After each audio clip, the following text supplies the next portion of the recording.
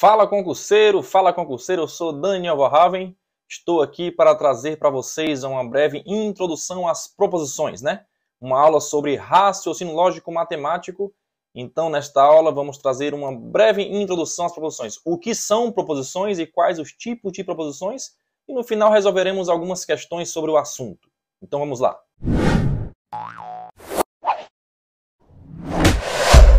Então, pessoal, estou aqui para trazer esse assunto de introdução às proposições. Então, vamos lá para o conceito. O que é uma proposição lógica? O que pode ser definido como proposição lógica?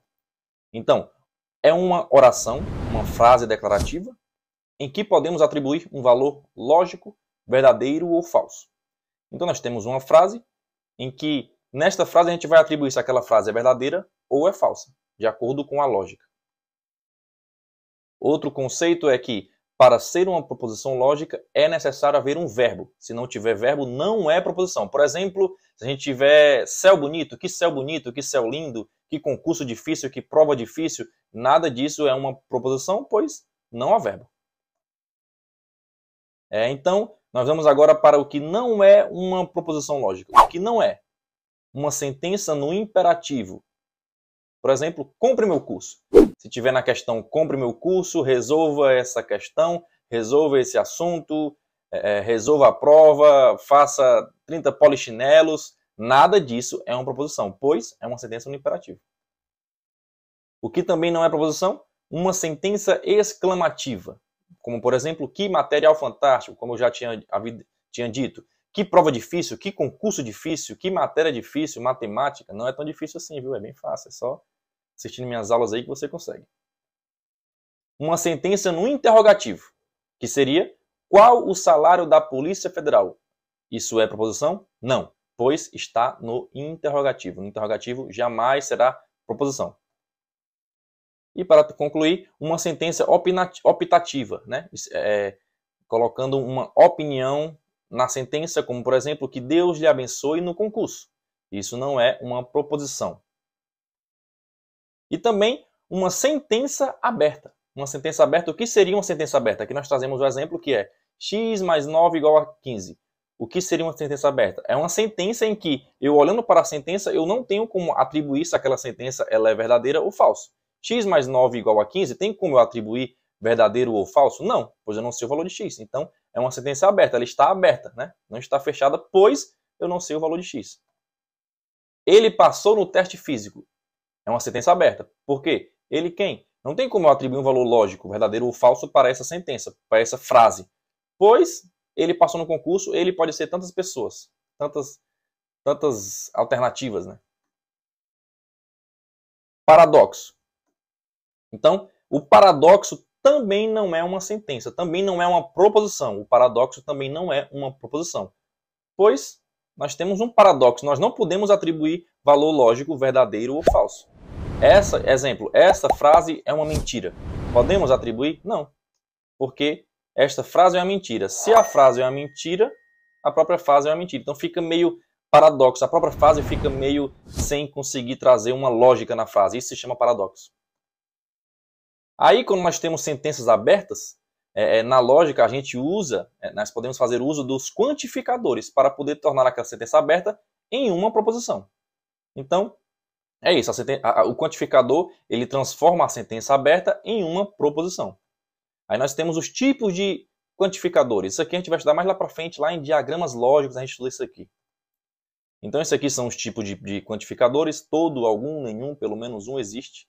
Então, por que transforma uma sentença aberta numa proposição? Porque se eu pegar aqui, ó, ele passou no concurso, eu posso botar aqui como assim, existe. Não, pelo menos um passou no teste físico, né? Pelo menos um passou no teste físico. X mais 9 igual a 15. Qual o valor de x? Eu não sei, sentença aberta. Eu posso botar, existe um x mais 9 igual a 15. Existe? Existe. Então, o quantificador ele transforma a sentença aberta em uma proposição. Aí nós temos também as leis do pensamento. Isso aqui não cai tanto em prova, mas aqui e acolá está caindo. Então é bom saber. Então as leis do pensamento ela obedecem a 3 princípios. Primeiro princípio, o princípio da identidade. O que é? Uma proposição verdadeira é sempre verdadeira. E uma proposição falsa, ela é sempre falsa. Princípio da não contradição, que diz que uma proposição não pode obter os dois valores lógicos ao mesmo tempo. Não pode ser ao mesmo tempo verdadeiro e ao mesmo tempo falso. E o princípio do terceiro excluído, que diz que uma proposição ou é verdadeira ou é falso. Não pode existir um terceiro valor. Por exemplo, o talvez não existe. Então, se cair esses princípios na questão, a gente já sabe resolver. Identidade. Verdadeira sem verdadeiro, falso é sempre falso. Não contradição. Não pode ser ao mesmo tempo verdadeiro e falso. E terceiro excluído, não pode existir uma terceira opção como o talvez. E agora vamos para proposições simples. O que são proposições simples? Os tipos de proposições são duas. Proposições simples e proposições compostas. É simples. Simples e composta. Vamos para proposições simples. Então, a proposições simples, ela declara uma única coisa sobre algo, possui apenas um verbo. Um verbo principal, né? Porque pode vir proposição simples, em que vai haver dois verbos, mas existe só apenas um verbo, que é o principal da oração ali. E a proposição simples, ela não pode ser dividida em proposições menores. E proposições compostas. São duas ou mais proposições simples, que são conectadas entre si, resultando em uma única informação. Possui dois verbos principais. Ela pode ser dividida em duas ou mais proposições simples. E aí, como que as proposições simples originam uma proposição composta, né? Através dos conectivos, que é e, ou, se então, ou, se somente se. Isso aqui a gente vai estudar também mais em outro vídeo aí. E agora iremos para as questões, né? Vamos resolver aqui 10 questões para a gente recapitular o que a gente viu. Então vamos lá. Primeira questão. Vamos lá. Diz aqui. A sentença "Quem é o maior defensor de um Estado não intervencionista que permite que as leis de mercado sejam as únicas leis reguladoras da economia na sociedade? O presidente do Banco Central ou o ministro da Fazenda?" É uma pergunta. Aí ele diz: essa sentença é uma proposição composta que pode ser corretamente representada na forma P ou Q e R, em que P e Q são proposições simples. Então, nesse vídeo eu não expliquei esses conectivos aqui, né? Eu não expliquei ainda o que são esses conectivos, o ou, o e. Mas a gente nem precisa fazer para resolver essa questão. Por quê? Porque ele pergunta se essa sentença é uma proposição composta. Primeiro, temos que saber se é uma proposição. É? Não. Por quê? Porque tem uma interrogação aqui. E como a gente viu, uma sentença interrogativa jamais será uma proposição. Então, questão errada. Outra questão. A alternativa em que a sentença apresentada corresponde a uma proposição. Então, apenas queremos saber o que é proposição ou não. Item A. Ele foi detido sem ter cometido algum crime? É uma pergunta. Se é uma pergunta, não é uma proposição. Então, não é o item A. Item B. Aquela penitenciária não oferece segurança para o trabalho dos agentes prisionais. É uma proposição? Não. Por quê? Porque é uma sentença aberta, né? A gente tem aqui ó, essa expressão aqui, ó, aquela penitenciária. Qual penitenciária? Não tem como saber, então é uma sentença aberta. Sendo uma sentença aberta, não é uma proposição. Item C. Os agentes prisionais da penitenciária de Goiânia foram muito bem treinados. Isso aqui é uma proposição? Podemos atribuir valor lógico, verdadeiro ou falso? Podemos. É uma pergunta? Não. É imperativo? Não. Sentença aberta também não. Então, é sim uma proposição. Então, temos o gabarito da questão, item C. Vamos ver aqui o D e E, corrigir. Item D. Fique alerta a qualquer movimentação estranha no pátio do presídio. Fique alerta é um quê? É uma sentença imperativa. Sentença imperativa não é proposição. E item E. Houve fuga dos presidiários. Que tragédia. Então, isso aqui é o quê? É uma exclamação. Sendo exclamação, não é proposição. Terceira questão. Qual das sentenças abaixo é uma sentença aberta? Então, sentença aberta é aquela em que tem um X, em que tem um elemento desconhecido na questão. Então, vamos ver. 5 mais 4 igual a 8 é uma sentença aberta? Não. 5 mais 4 é 9. Vai dizer 9 é igual a 8? É falso. Mas não é sentença aberta. O jogo foi bom. Que jogo? Qual jogo? Então, aqui temos uma sentença aberta, porque temos o elemento desconhecido, que é o jogo. O jogo foi bom é o elemento desconhecido. Qual jogo foi bom? Sentença aberta. Então vamos para a próxima. A lógica bivalente é essa que nós estudamos, entendeu? Esse raciocínio lógico que nós estudamos é a lógica bivalente. Também é um outro nome dado à lógica bivalente. Por que bivalente? Porque são dois valores, verdadeiro ou falso. Então ele diz que essa lógica não obedece ao princípio da não contradição. Até aqui tá certo? Tá não, aqui já errou a questão. Por quê? Porque obedece assim. Nós vimos lá no início que existem três princípios. Princípio da identidade, princípio da não contradição e princípio do terceiro excluído. Então, questão errada. Próxima questão. A lógica clássica possui princípios fundamentais que servem de base para a produção de raciocínios válidos. Tais princípios são, então, quais são os princípios? Princípio da identidade, princípio do terceiro excluído, princípio da não contradição. Onde é que temos isso? Identidade, interferência? Não. Identidade, não contradição, terceiro excluído. Item D. Próxima questão. Toda proposição lógica pode assumir no mínimo dois valores lógicos. Questão certa ou errada? Questão errada. O verdadeiro é sempre verdadeiro e o que é falso é sempre falso.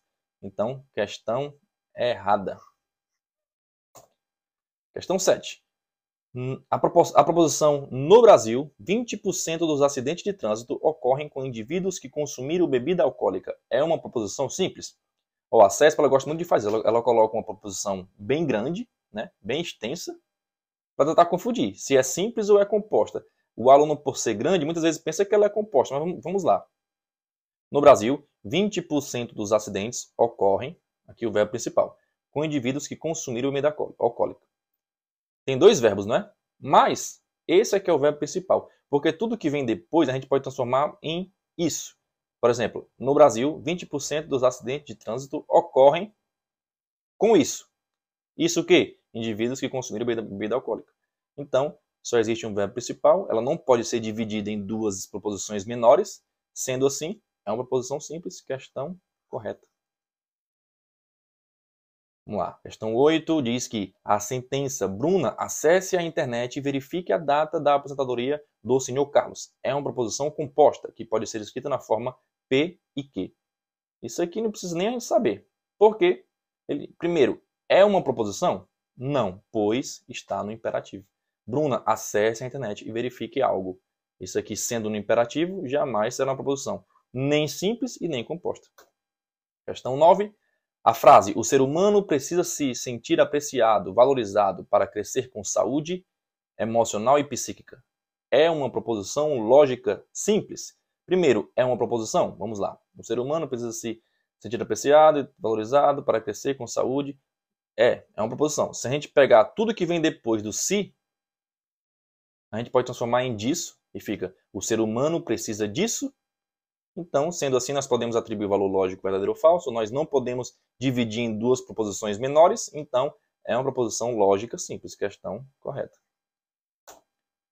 A sentença, no livro dos heróis da pátria, consta o nome de Francisco José do Nascimento, o Dragão do Mar, por sua atuação como líder abolicionista no estado do Ceará. Isso é uma proposição simples? Vamos primeiro ver se é proposição. É uma proposição?